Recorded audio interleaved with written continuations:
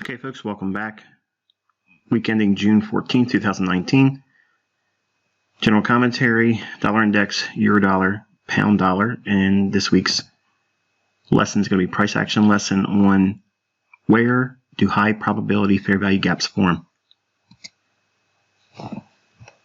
So moving into our economic calendar for the week to come, big landmine field in front of us. We have ECB Draghi speaking on Monday at 1 p.m. Then again, speaking at 4 a.m., Draghi is speaking.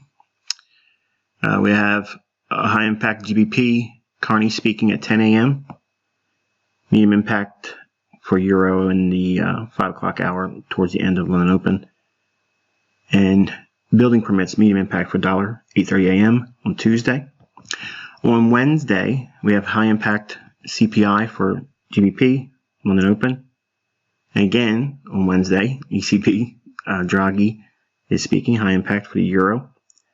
Then later at 2 p.m., we have FOMC for the dollar index and federal funds rate, FOMC statement. And on Thursday, we have high impact London Open GBP retail sales. And OPEC is tentative for Thursday. 7 a.m., New York Open, official bank rate votes and monetary policy summary for GBP, high impact, official bank rate, and asset purchase facility. 8:30 a.m., Philly Fed manufacturing index, and at 4 p.m., Carney speaks, high impact for GBP. On Friday, we have high impact French flash service PMI, London Open for the Euro, and at 8:30 a.m. New York, we have GBP. Public sector, I forgot to mention that, for pound towards the end of London Open for Friday. And at noon, we have FOMC member speaking. So, you already know what I'm going to say. It's going to be a very volatile week for Euro and pound. The uncertainty we'll talk about when we get into the charts, but nonetheless, let's move forward. All right, so last week, here's the dollar index. It's a daily chart. We had a nice run back up into the SIBI here. So we have buy-side liquidity has been purged here. The closure at this candle is low. That's what I'm watching to see what sensitivity, if at all. If we trade above this low on a closing basis, buy-side liquidity will be the next draw for dollar. Notice we are just hanging around in this range right now. It's nothing in terms of trending. We haven't really made a trending environment yet, or I should say we have not obtained a trending profile yet. It's unclear to me what we'll still aim for, but the level I'm watching for this week is basically that 97.65 level. I don't think it needs to go to 97.80. Obviously, it can do so, but I don't think that if we close above that level that's indicated here on the daily, that's going to be indication that we're selling off. I think we'll probably reach up in there and sweep that buy-side liquidity pool at 98.23. So again, very difficult conditions at the moment, and we have to adapt to that. Moving into the 60-minute chart for dollar index, you can see we had a Sunday opening gap here.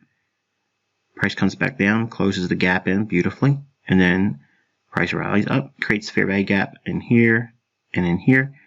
All it needs to do is trade to this low. It does so here, and rallies up, and needs to trade below this low. It does so, and rallies higher. We have a buy-side liquidity pool resting in here. No real fair value gaps to mention in this area, so it'll just be how are we going to trade up into that 97.65 level. The bearish order block, basically the mean threshold, just above that is what I'm allowing for. But if we close above that, it may be indicative of a little bit more upside to reach for that daily buy-side liquidity pool. In the 15-minute chart, you can see, again, greater detail. Sunday gap opening, closure, fair value gap, trades below that low, does so here, And fair value gap also reduced down to this price point here, and the price rallies higher. Euro on the daily, we had mentioned we swept the buy side liquidity pool here. We've done several attempts to try to make a rally higher. Couldn't do so, gave up the ghost and traded lower. Now, if we get this higher dollar scenario, okay, say Draghi really talks Euro down to run the sell side liquidity pool, it would have to do so in convincing fashion below, on a closing basis, the fair value gap. It's shown here. If we rally back up to this down close candle here, I'm viewing that as a bearish breaker. Now, if we trade down through, close the fair value gap, and rally back above the open on this down close candle with a breaker, then we'll be looking for another run to the buy side liquidity pool here.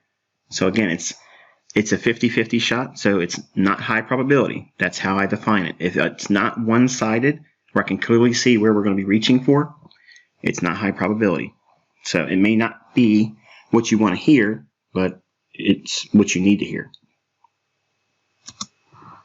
All right, so here's the hourly chart for Euro. Again, the buy side liquidity pool noted above at 113.50 or so, and the fair value gap right in here, and the breaker.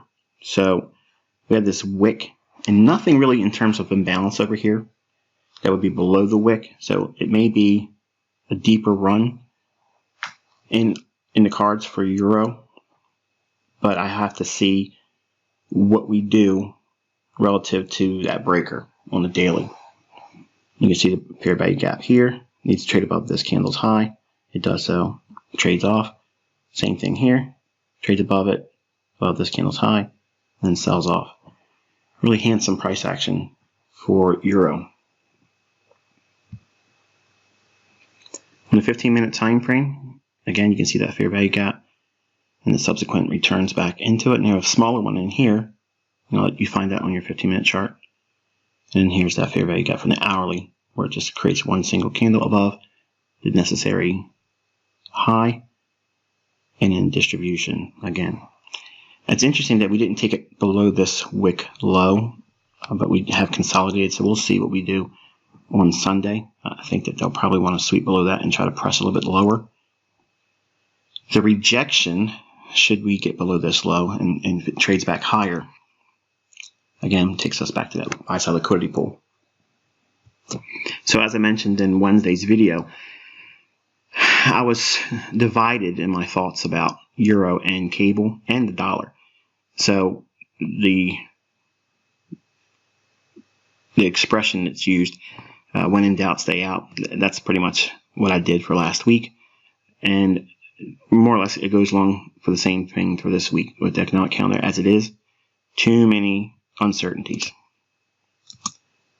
All right, so cable on the daily chart. I mentioned that we could probably trade back up into that low here if we saw a slide on the dollar. Didn't see that, obviously. So we didn't get back to this low. Buy side liquidity rests above the fair value gap here, and then that old low. And I mentioned that we could potentially trade sideways in here if we didn't go higher. So kind of like think about it in this same area here. We're seeing that here. Now the sell side liquidity pool resting below this daily low, that's going to be interesting to see what they do if we trade below that this week. So again, it's a matter of a pair like Euro. It's heavy. It looks like it wants to go lower. Does it want to go down below 124.30? That I don't know. But with all of the speaking it's scheduled to take place this week, anything can happen. And I don't like to trade with uncertainty. I want to have it like in my favor, slanted heavily on one side. That's what makes it a low resistance liquidity run. That's like my forte for trading.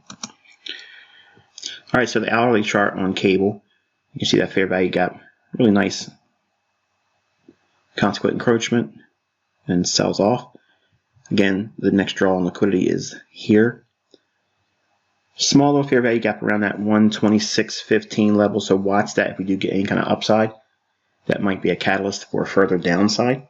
Again, I'm just tossing that out there. I'm not going to be trading cable or euro this week. And 15-minute chart, you can see a nice consequent encroachment, a fair value gap there. Small little fair value gap in here. And we went just above it more than would be necessary. But you always use the swing high to the left of that, and it will give you your point of stop placement. Again, the fair value gap is just the entry. It's not your be-all, end-all where the stop goes. It's relative to the swing high or swing low prior to its formation. All right, so we have really an unclear, or at least I feel unsure, if you will, about what to expect for euro and cable. Now, this goes along with pretty much what I had last week, and for some of you that may be a little unsettling, especially the new folks. But I want you to go back and watch Wednesday's video, because the Wednesday video kind of like highlights when I leave my pet pairs. Fiber and cable. Okay, euro dollar is fiber and cable is GBP USD. Those two are my favorites. Now, I look for setups every single week with those two. But there's going to be times, as you've seen recently, this week and last, where I just can't get a confident read on it. So then and only then do I like to look outside those two pairs to go and look at the loonie, which is dollar CAD, or the Aussie dollar. So with Aussie, and it takes us right into the lesson of this week. Aussie dollar is a pair that I don't like to do too much with unless there's simply nothing for me to see and trust in euro and pound. So if I don't have a confident read on it, and I mentioned this last week, it's not a weakness. It's an invitation to look at other pairs. On Wednesday, I mentioned that I was divided on both euro and pound. I wasn't certain which direction because of the dollar index. But I did mention on Wednesday that I felt confident that the Aussie dollar would run its daily equal low, so its sell side liquidity pool. And I'd be watching that, looking for scenarios and setups in that pair. So I guess the language, if you go back and listen to what I was saying, I didn't make too much of a point of it, and I guess it's a failure on my part at the time, but I get questioned a lot, why do I only trade euro and cable? Because I like them and they're easy to see and they're closely correlated. But sometimes it's not easy for me to read those, so I have to look at other pairs or do nothing. So I tossed out Aussie dollar last Wednesday or just this past Wednesday, to highlight, number one, a low resistance liquidity run that was forming on the daily chart. Also, to provide you the framework, because I gave one last challenge for this week on Twitter to find 60 pips. So I kind of like pointed, again, where I point, you shoot, okay? And I want to use the Aussie dollar as a teaching environment for this week's lesson. Obviously, the lesson is going to be where do high probability fair value gaps form. Now, there's fair value gaps forming on all time frames, but what differentiates it from a high probability and a just simple common gap? And that's what I'm going to cover now. When we look at price action like this is a simple 15-minute chart. It could be a little confusing, may even cause some bewilderment for a new trader or a new student within the mentorship. There's a lot of things in this chart, but I want to keep the focus on just the fair value gap and what differentiates a common gap and a fair value gap. Before I get into it, again, a fair value gap is an imbalance on a very short-term basis between three candles. Okay, one single pass candle between the candle to the left and the candle to the right of it. Now, it's important to know that just simply because it creates a fair value gap doesn't mean that you hold out forever and look just for that to fill. It doesn't have to fill. which is the reason why I taught you the institutional order flow entry drill. It requires just the shortest time frame of a violation or entry back into the gap. The gap can remain open, or it can be filled partially. It could be half filled, 3/4 filled, or it can go slightly beyond the gap closure. None of those invalidate a fair value gap. It's just that the fair value gap is that signature that we look for an imbalance on a short term. And IPTA will want to go back and rebalance that price point. Now in 2010, when I began teaching exclusively Forex online, the first lesson I taught the populace at large was to focus on daily highs and lows. Now, the inside track was that I was doing that as a social experiment. I wanted to see if people would pick up on what I picked up on, and this is one of those signatures. Now, there's a lot to say about daily highs and lows, but I'm going to teach you how they're important as it relates to fair value gaps.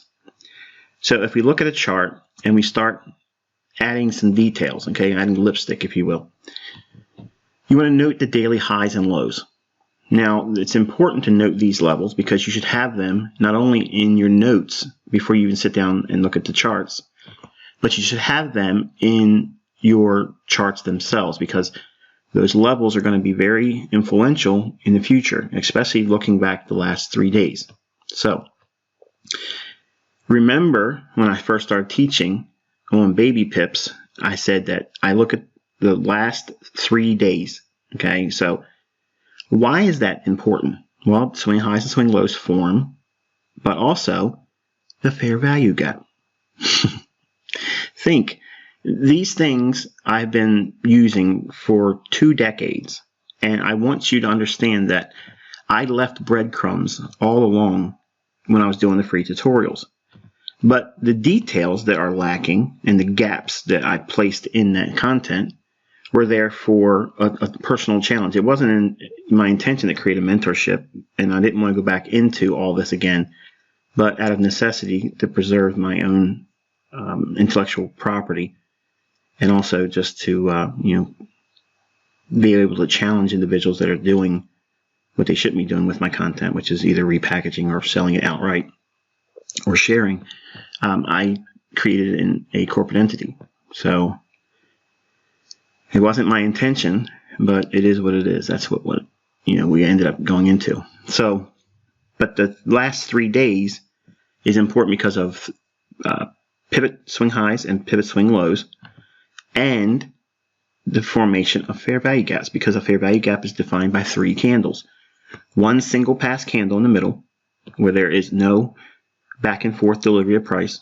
It's usually one-sided, and you look at the candle to the left of it and the candle to the right of it, and that defines your fair value gap.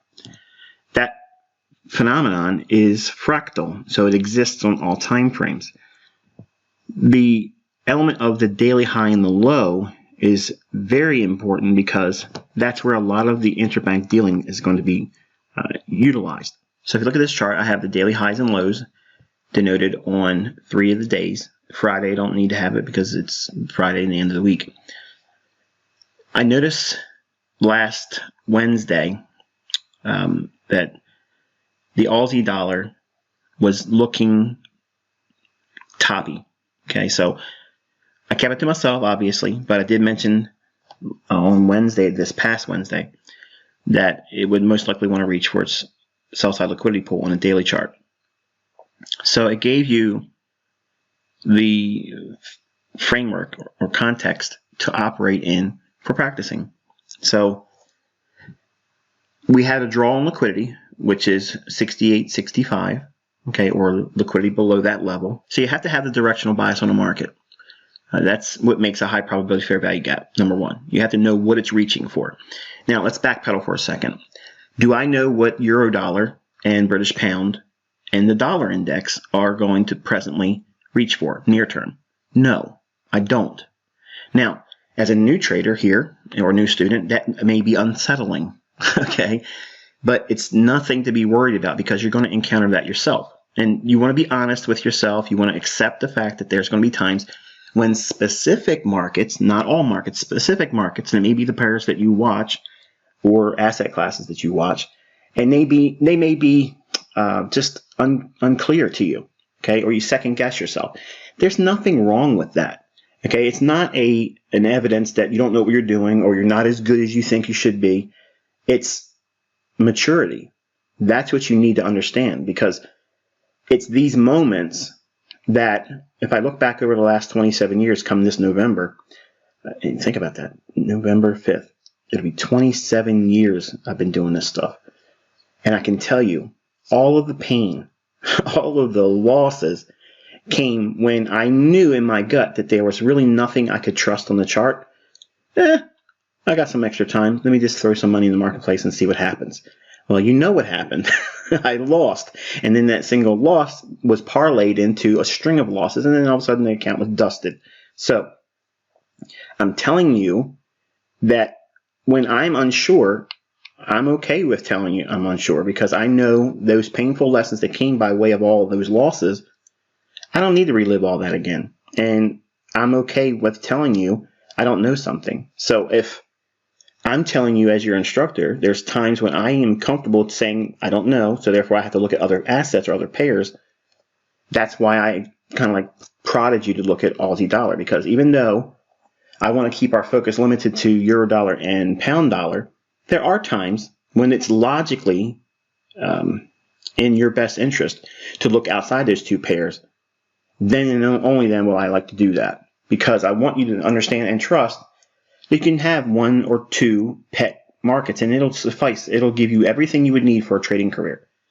But you have to be somewhat flexible, okay, in terms of if your pairs or your markets aren't speaking to you, okay, or you can't determine, get a good read on what the market's suggesting or implying to you in your favorite markets, then you have to do one of two things. You have to do nothing, which I admit is very, very hard for someone that's new, because you feel like it's counterproductive. You should be doing something.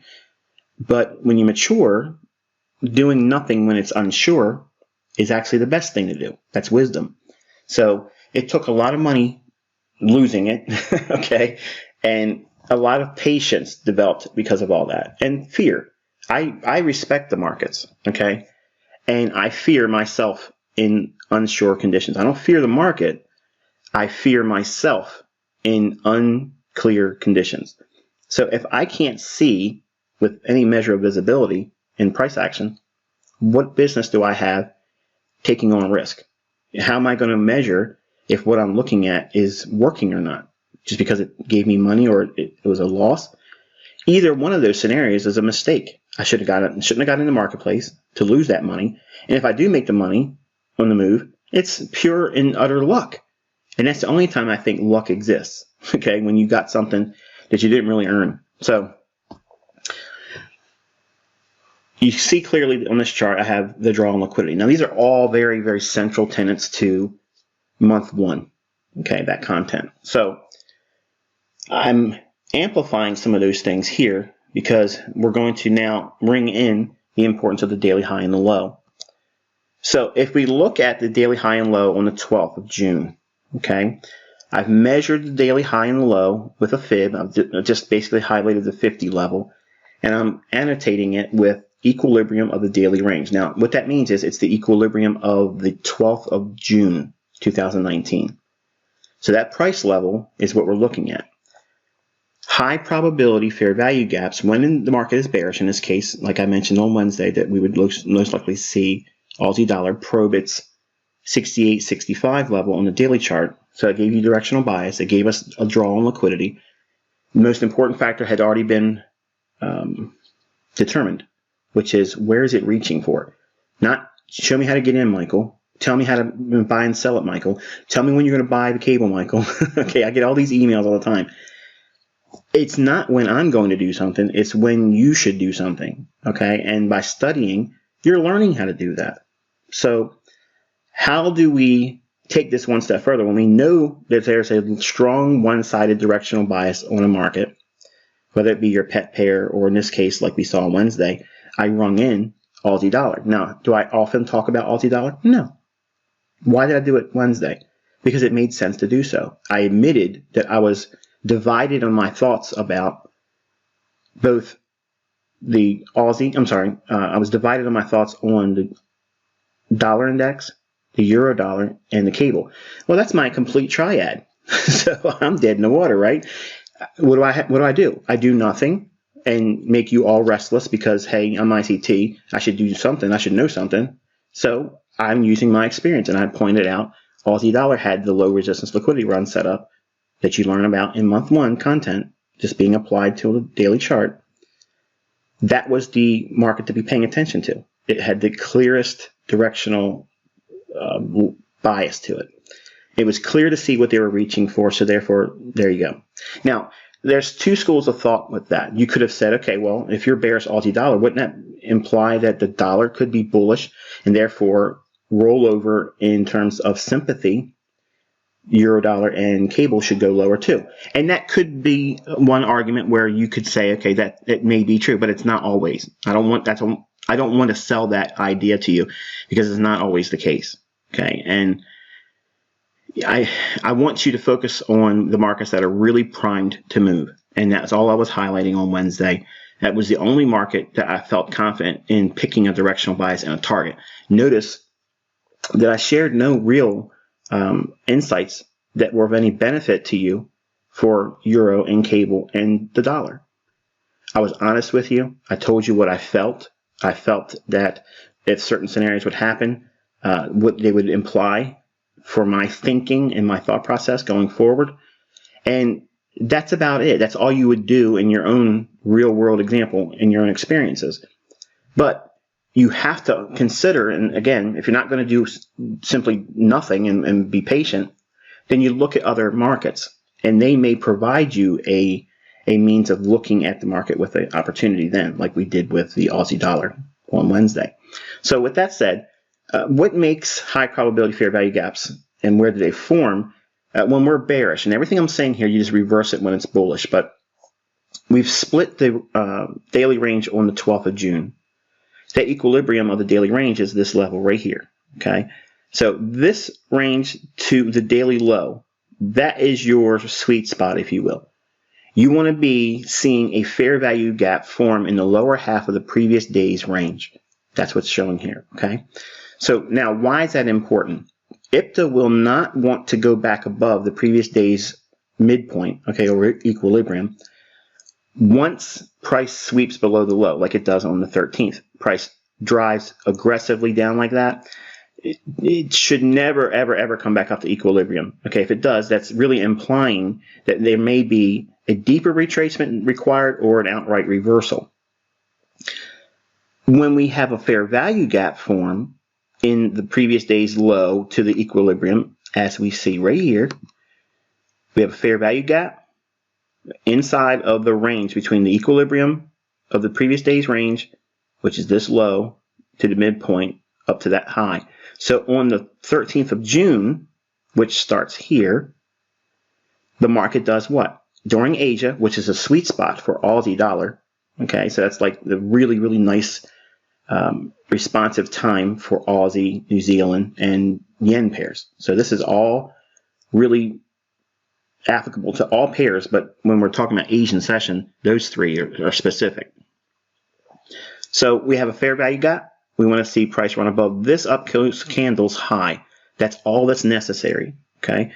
But we do get consequent encroachment, which is the midpoint of the gap. Price dries up during Asia. That's your Judas swing. Right there, that's the moment when you would be looking to go short. And why? Because it's in the lower portion of the previous day's range, the lower half of it. Price will not want to go back up to that.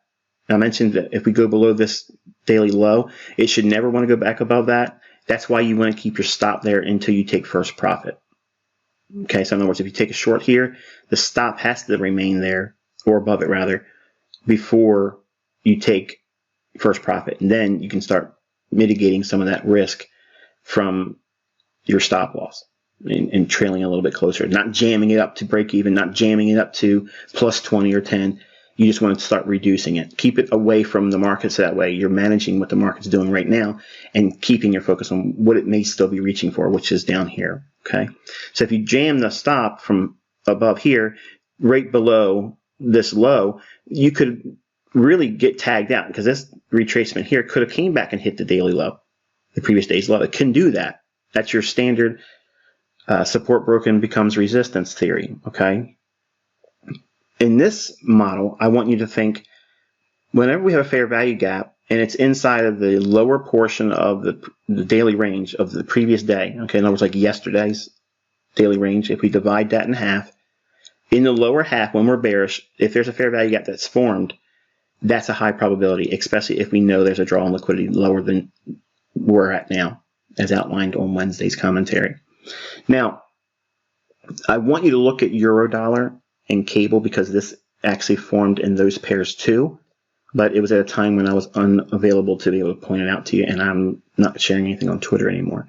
So I did engage with the Aussie dollar last week on these examples, and I want you to know that it's not important me showing you the trade results, because admittedly they were very large trades, and I'm not here to try to sell you on the idea that you have to have a six-figure trade. Okay, it's not important.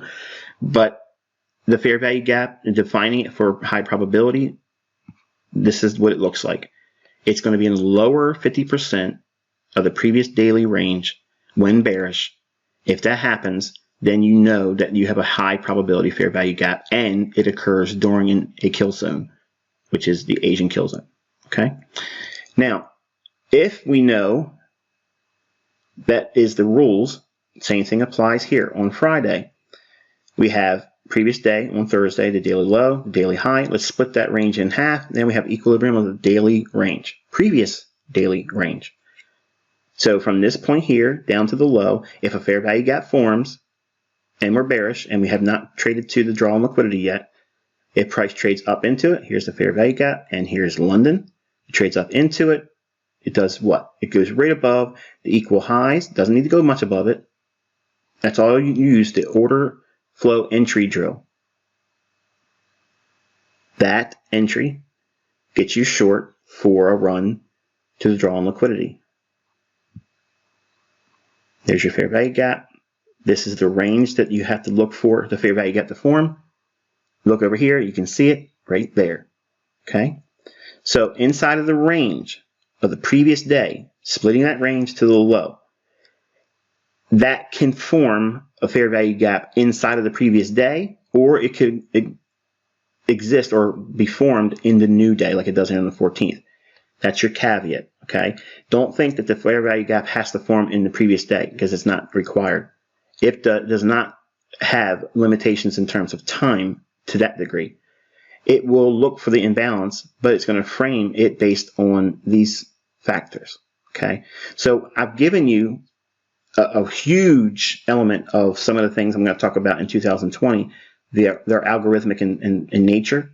So why certain things are being seen in price action and they repeat themselves over and over and over again, it's based on the fact that IPTA will do these certain things because the arrays that it's using to frame certain ranges, they're there, but they've always been there, but you're not seeing them, and you don't know how to build a context around them, and that's what I've shared with you tonight. Looking at it on a 4-hour chart, you can see those are the fair value gaps, and you can clearly see if you wanted to be a larger trader, you can see it exists here. And then obviously the daily, we mentioned on Wednesday that we would see these lows be taken out and probed. And then we see power 3 on Thursday, open, rally, Judah swing, down, close, open, rally, Judah swing, down, close. Both of the Judah swings in here were basically fair value gaps to be used for shorting purposes going into that 68, 65 liquidity pool on a daily chart. So in closing, I've given you a huge wealth building insight. Again, like I said in the past, don't talk about this stuff on social media. Okay, don't share it with other people, because I'm seeing a lot of my things be tossed around like they're just completely, it cost nothing for me to acquire it. It cost a lot. So I'm really apprehensive to teach the real high-end stuff because there's a lot of people in here that just want to be rock stars on social media, okay? Or they want to go on Facebook and pretend they understand IPTA. And none of you understand IPTA. None of you. You just have a couple things that I've shared so far, but you don't really know it yet. And these yahoos that are on the internet, okay, because they got copies of a guy that I got, removed from the mentorship, his copies are going all over the place, and they're just the copies of the lessons on each month at the top of the page. But these are the real lessons.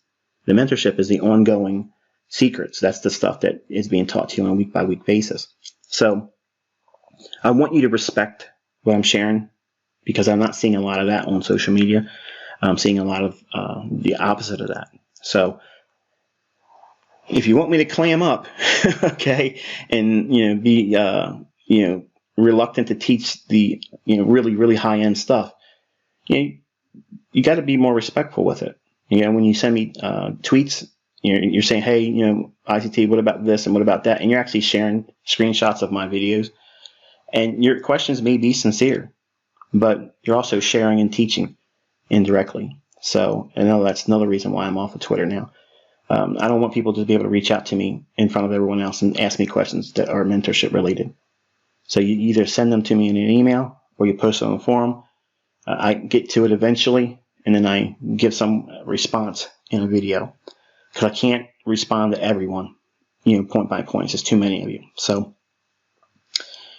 that's going to be it for this lesson. Obviously, there's a lot more to talk about with fair value gaps, and we know there's other PD arrays that we have to cover. So that's what I'm saying. There's so much content and so many things that you need to learn, but you have to do it in bite-sized pieces and then study it, look at it, and you'll start over a period of time, start drawing parallels to certain things, and they will come together. All the ICT concepts will dovetail nicely over time. But right now, they feel disjointed, they feel fragmented, they feel like, I don't know when certain things are supposed to be used. Well, you have no excuse for when to expect a fair value gap, because now you know exactly when they're going to form, in the form of a fair value gap that's in a high probability, not just a simple gap. Fair value gaps that exist in the previous day's range when bearish, the lower half. Now, if we're bullish, we're going to be using the previous day's range, dividing that in half, the equilibrium, to the previous day's high. That's where the bullish fair value gap is going to form when it's a high probability and it's a kill zone. Okay, so when you have those elements, it's a locked, loaded, it's so one-sided and in your favor. Those are really good times to trade.